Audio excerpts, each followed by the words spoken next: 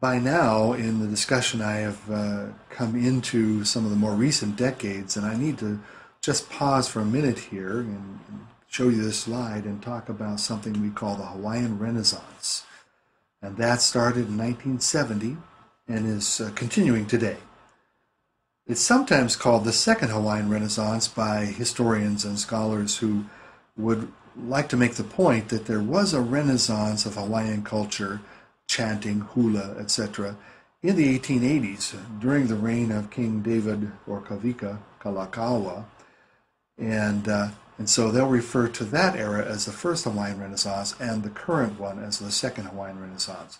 Other people who don't make that distinction about the King Kalakaua era will simply refer to the present time as the Hawaiian Renaissance.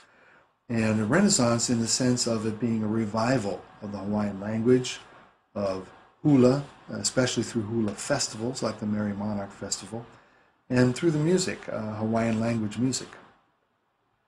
1971, we had a very important album, LP, vinyl album by a group called the Sunday Manoa. And that includes the two musicians you see in this photo here, the brothers Casimiro, Robert and Roland Casimiro.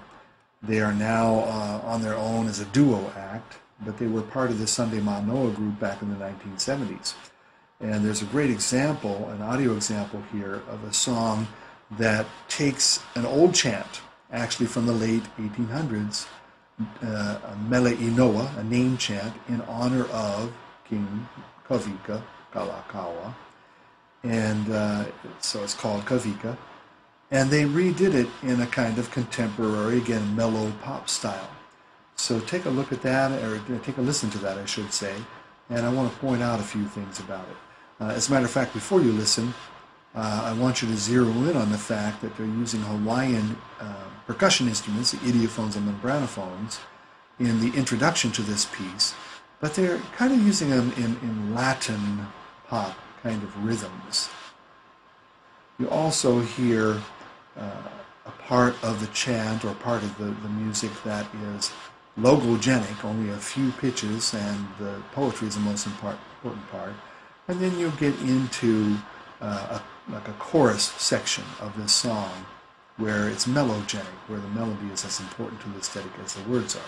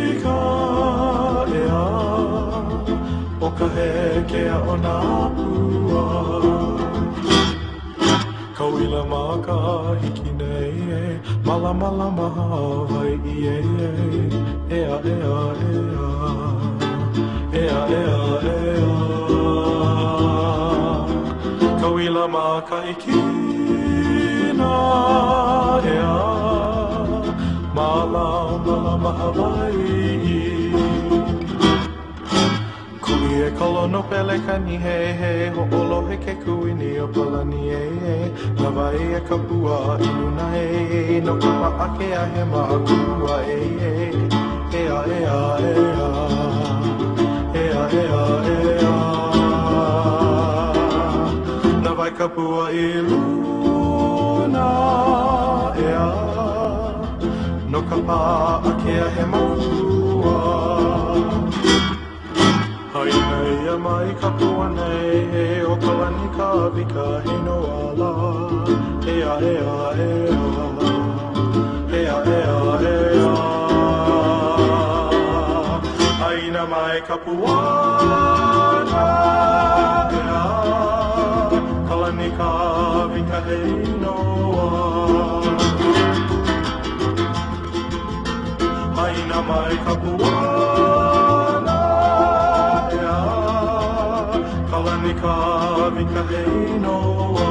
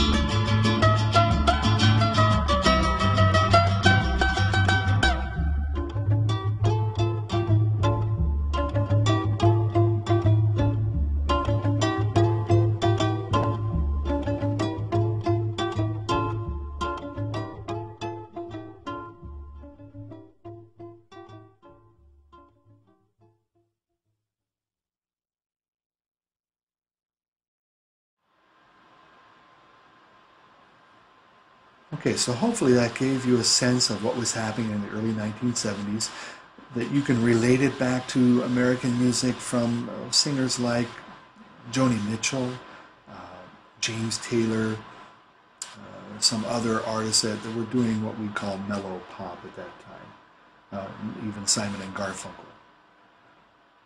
Now the next one is by Brother Is once again, Israel Kamaka Viva Ole.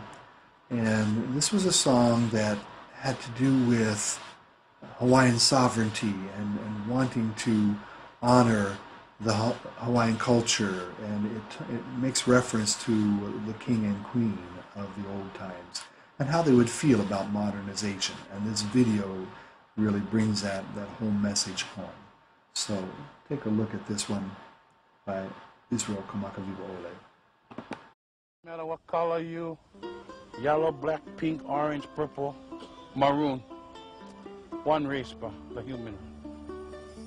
Okay, Hawaiian. Song goes out to each and every one of you. To the generation coming up right now. So it's for you guys.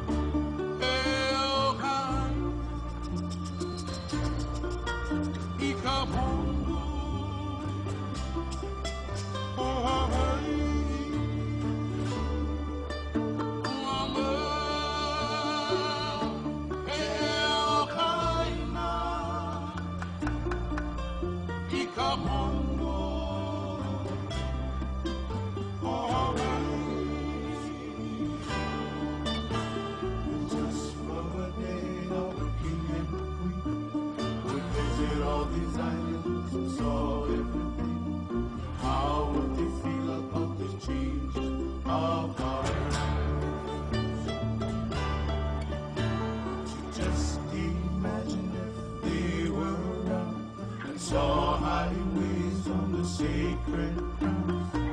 How would they feel about this modern city?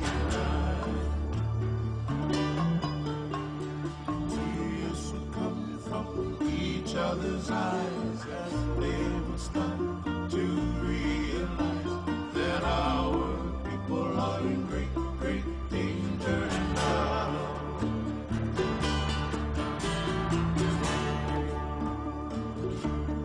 Would they flee? Would this heart be content that cry for the gods, cry for the people, cry for the land that was taken away, and then yet you'll find Hawaii. Just imagine they came back and saw traffic lights and railroad tracks. How would we feel about this smart city life?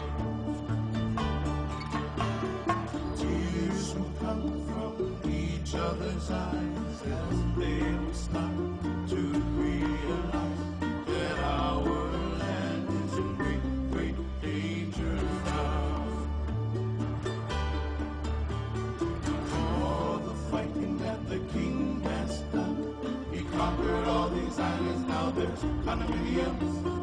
How would you feel if he saw Hawaii?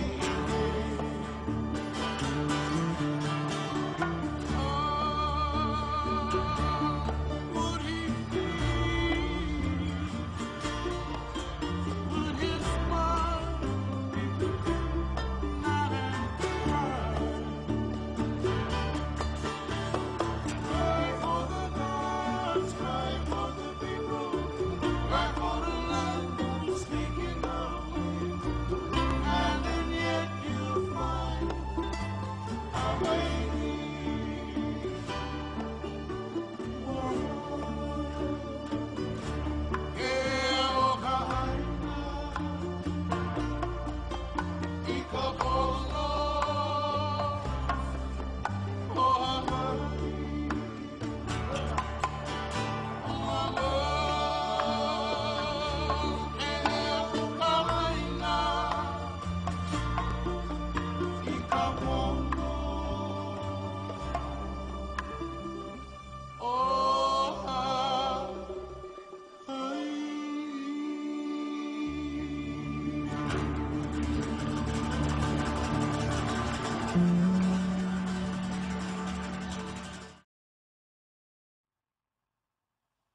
There's so much great music from Hawaii in the last 30 years. That's just the barest of initial tastes of what's here. I want to encourage you to do a YouTube search, do keywords on Hawaiian music, and just take a look at some of the different things that pop up there. The last slide I have is just a kind of a metaphorical looking toward the future. You see three people in this particular photograph. The little boy is my grandson, Duke. And my family came from the U.S. mainland in 1993. I've been here 17 years now. And because I'm doing this in 2010. And now my family is interwoven into the Hawaiian culture. My son James married a sweet Hawaiian girl. These are her grandparents, Kavika and Ululani, or Ululani, excuse me, I want to say that right, Ululani. My son Duke, or my grandson Duke, that would be his great-grandparents on the Hawaiian side. And they're by the Lo'i, or the taro patch, in Kahana Valley. A very rich history in that spot there, looking toward the ocean and metaphorically facing the future of Hawaii. Will it include some type of sovereignty? Hard to say. But the music will certainly help to shape attitudes and feelings about the culture well into the 21st century and beyond. So I encourage you after this, just these few snapshots on Hawaiian music, so rich, so much history, to go on your own and take a look at what's there. And I hope you will come to enjoy it as much as I have. Aloha.